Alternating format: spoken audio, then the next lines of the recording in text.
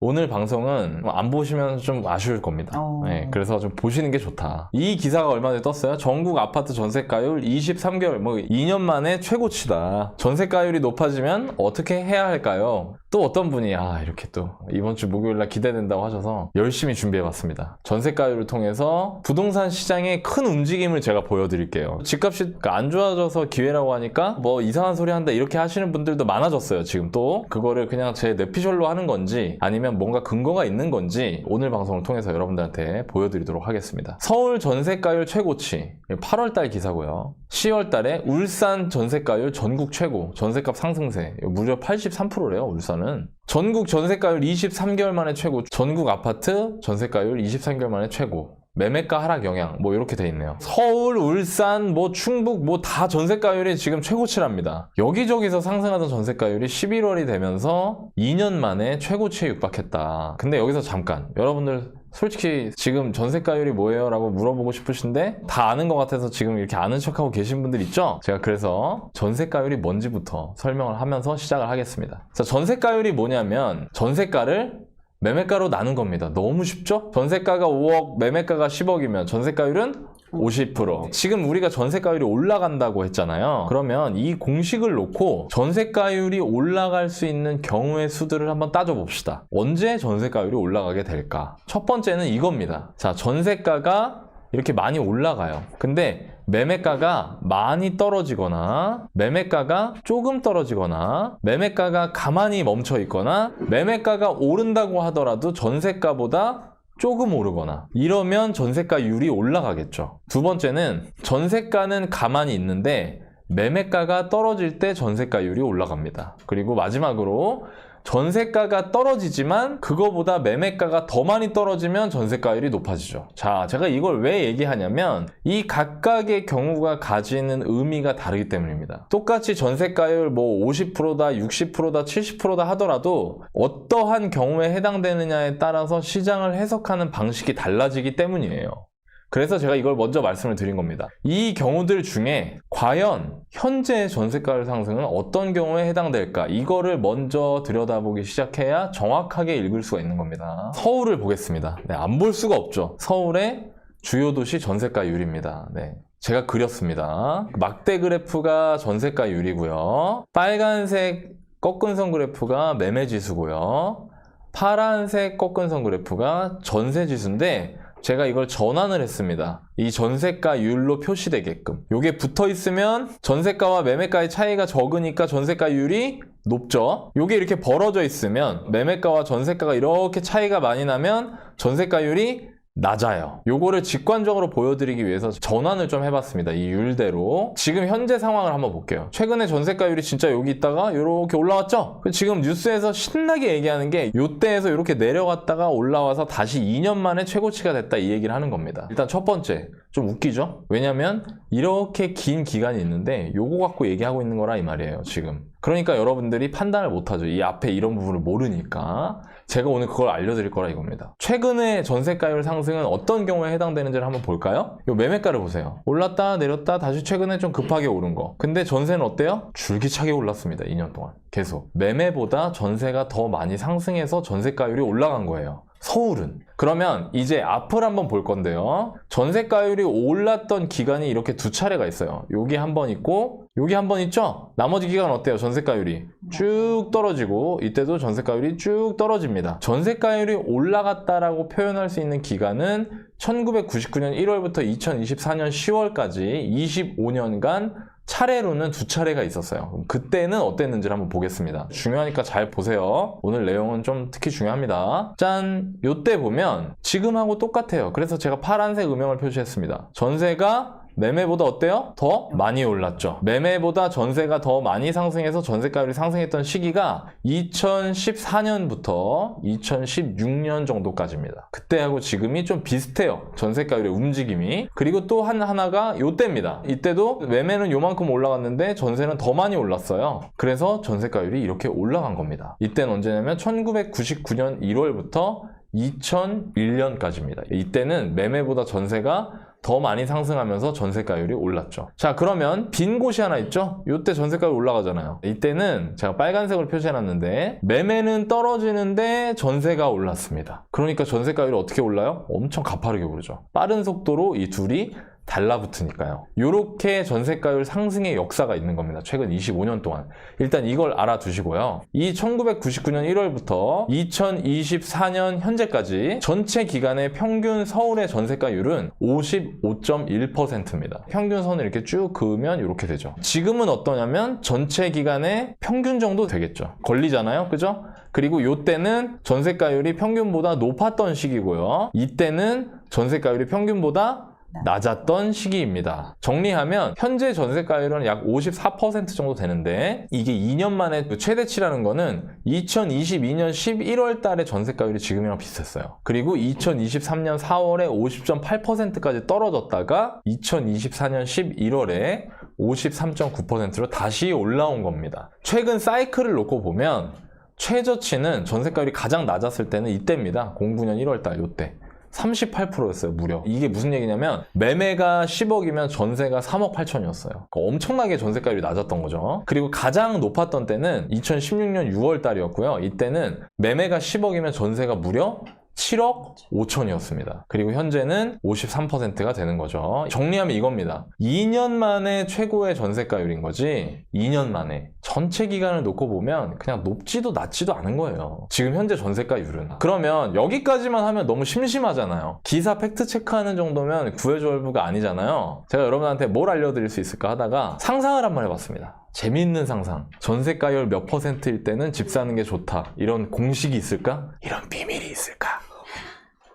죄송합니다. 어젠 좋아하시던데 제가 딴 데서 해봤는데 전세가율 몇 %일 때는 집 사는 게 좋다. 신박하고 되게 간편한 공식 같은 게 있을까? 그런 말이 성립할 수 있을까? 이거를 한번 다뤄보려고 해요. 여러분들한테. 서울 전세가율을 다시 보겠습니다. 여기서 전세가율 장기 평균인 55% 정도 됐던 시기에 제가 점을 찍었어요. 먼 옛날로 타임머신을 먼저 타고 가보겠습니다. 자, 이때가 언제냐면 99년 7월입니다. 전세가율 55%였고요. 두 번째가 2003년 3월입니다. 전세가율 55%였고요. 세 번째가 2012년 12월이었습니다. 전세가율 55%, 20년 3월이었어요. 전세가율 55%였고요. 마지막으로 2021년 9월 달에 전세가율이 55%였습니다. 그리고 지금이 이 숫자와 매우 비슷합니다. 이렇게 5번이. 지금은 전세의 상승이 매매의 상승보다 더 커서 전세가율이 55% 아래에서 상승하면서 55%를 터치한 거죠? 자, 그러면 그냥 55%만 똑같은 게 아니라 상황적으로 전세가가 매매가보다 더 많이 오르거나 매매가는 떨어지는데 전세가가 올라서 전세가율이 55% 아래에서 55%로 올라왔던 상황들. 그때가 지금하고 상황이 똑같은 거잖아요.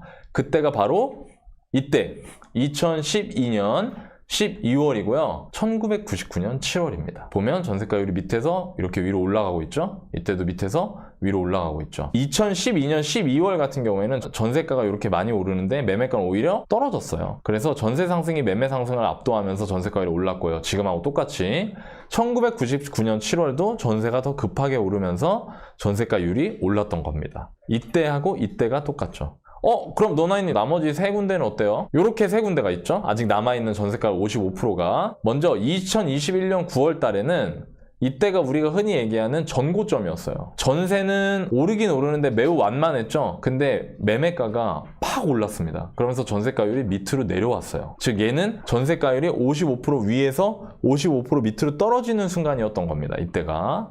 그리고 또 이때도 똑같아요. 전세가율이 어때요?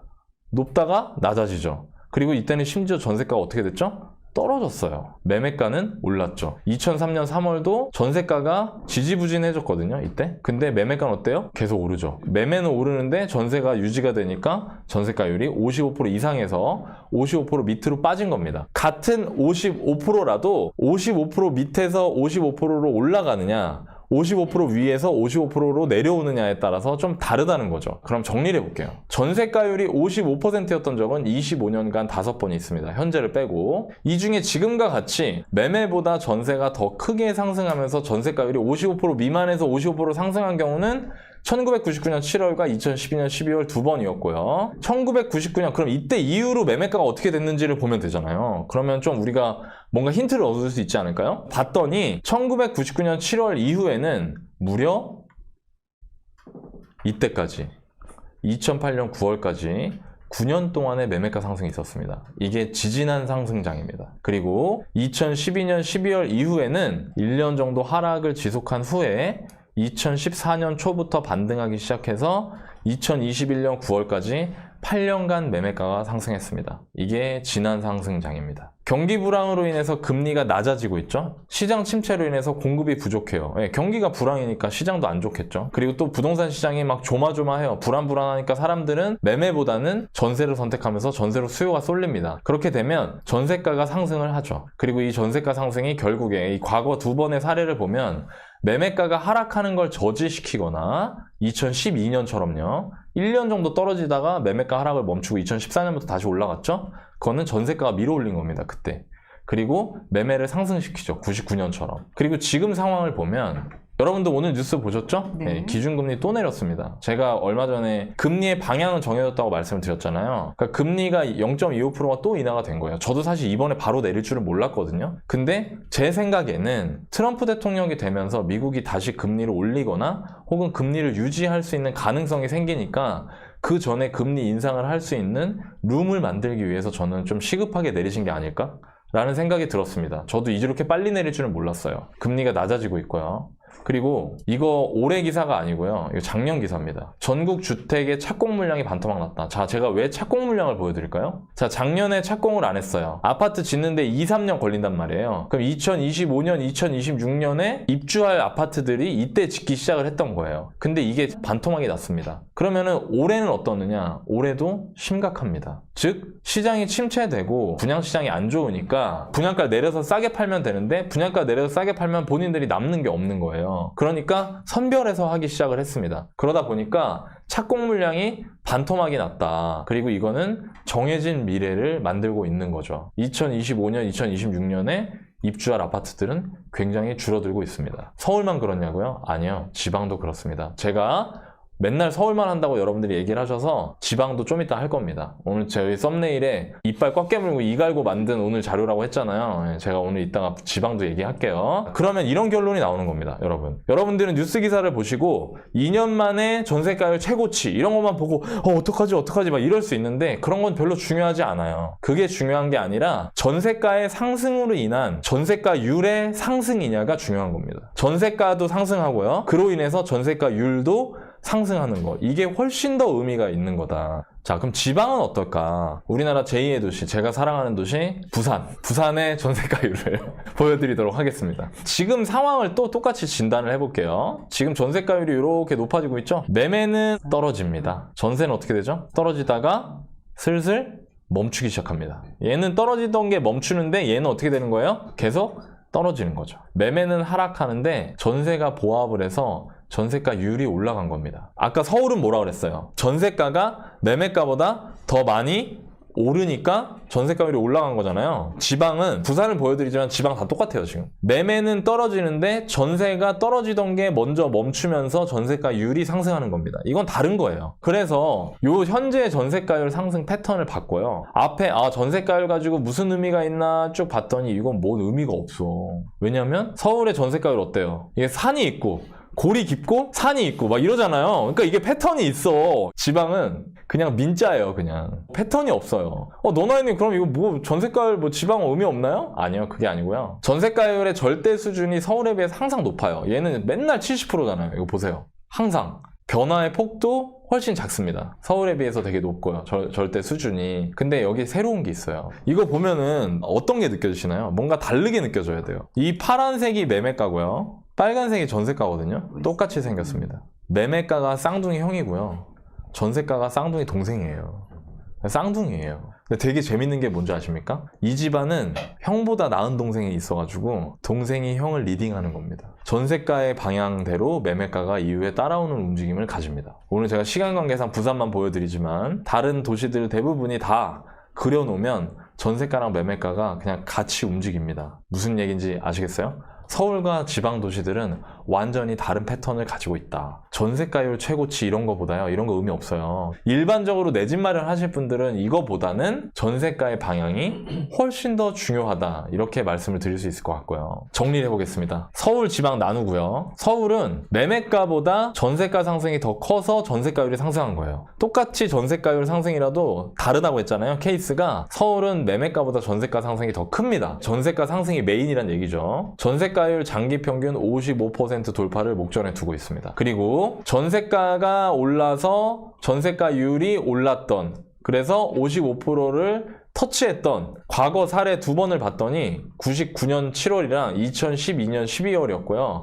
그때는 집 사는 게 나았던 시기입니다. 그때는 전세가 상승, 전세가율이 장기 평균이 55% 이상으로 넘어가기 시작한다. 그럼 저는 개인적으로 매수 준비해야 된다고 생각합니다. 아파트 시장을 움직이는 가장 절대적인 요소는 저는 전세가라고 생각을 하거든요. 근데 전세가가 지금 2년 동안 올랐어요. 서울 전세가가. 지방도 이제 전세가 하락이 멈추기 시작을 했습니다. 그리고 제 생각에 아까 금리 상황, 공급 상황, 사람들의 어떤 심리적인 규제나 이런 걸로 인해서 심리적으로 수요가 쏠리는 상황, 이런 걸 고려할 때 저는 전세가가 뭐 단기적으로 조정받는 일부 시기는 있을지라도 그거 몇 개월 안 갈 거라고 생각을 하고요. 시간 지나면 전세가는 앞으로 당분간은 계속해서 올라갈 상황이라고 생각을 합니다. 사실 제가 전세가 오를 겁니다라고 말한 게 엄청 오래됐어요. 구해줄 방송마다 그 얘기를 했었습니다. 근데 이제는 전세가율도 장기 평균 55%를 터치하려고 하고 있는 거죠. 그러니까 저는 매수 준비를 해야 된다고 생각합니다. 왜?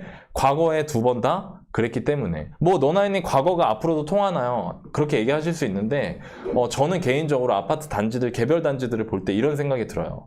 서울에 매매가 7억인데 전세 4억 5천씩 하는 단지들 꽤 많거든요. 그러면 그 단지만 놓고 보면 전세가율이 일단 60%가 넘는 거예요. 그런 단지에서 매매가의 하락이 얼마나 나올까? 아파트의 전세가 4억 5천이 앞으로도 2년 뒤에도 4억 5천일까? 저는 그렇게 생각이 안 들거든요. 지금 상황상.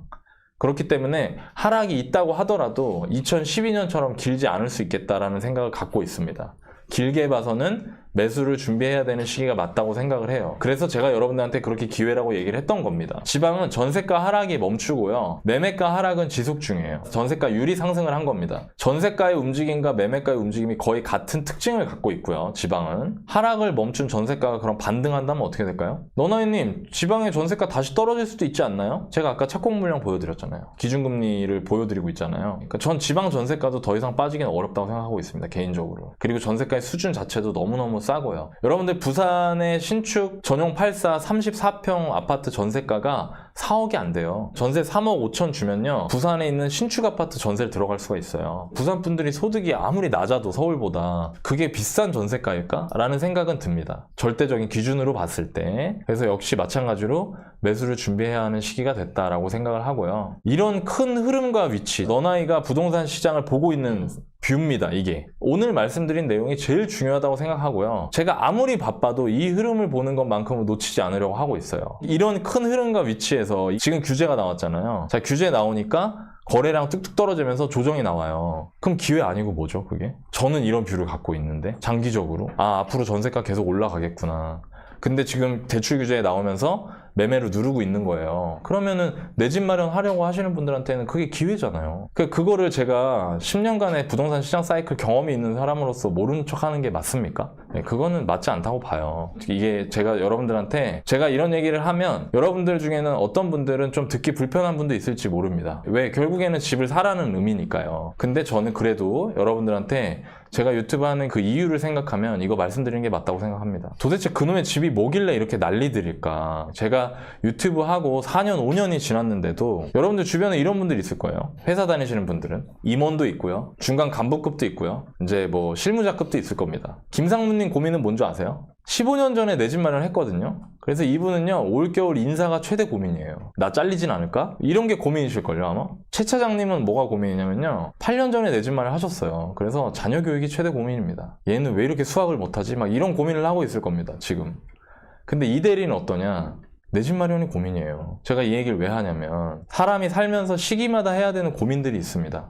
제가 오래 산 건 아니지만 한 44년 정도 살아보니까 30대 때 하던 고민, 20대 때 하던 고민, 40대 때 하던 고민이 다 다르고요. 되게 중요한 거, 특히 제가 여러분한테 도움을 드릴 수 있는 거는 내 집 마련에 대한 고민은 없애주면 이분들처럼 지금 당면한 과제들에 집중할 수 있잖아요. 근데 여러분들이 내 집 마련이라는 이 과제를 해결을 못하면요, 자녀 교육을 걱정하면서도 내 집 마련 고민하셔야 되고요, 올겨울 인사 고민하면서도 내 집 마련 고민하셔야 된다 이겁니다. 제가 유튜브를 진심으로 하는 이유가 이거예요. 욕을 먹어가면서도 하는 이유가, 제가 어찌어찌 하다 보니까 거래 경험만 100번이 넘습니다. 솔직히 100번이 아니고 한 200번 될 것 같아요. 집 사고 팔고 임대 놓고 이랬던 게. 개인적인 공부, 투자한 것들을 관리를 하다 보니까 제가 가만히 있어도 알게 되는 것들이 있습니다. 이제 노력하지 않아도. 제가 운이 좋아서 은퇴를 좀 일찍 했거든요. 방향을 잃고 살았어요, 제가. 이제 나 뭐하고 살지? 그러다가 제가 유튜브를 하게 된 건, 살다 보면은 때에 따라서 이렇게 고민거리가 많지만, 예전에 나와 같은 동시대의 동료들, 전 여러분들이 동료들 같아요. 아침에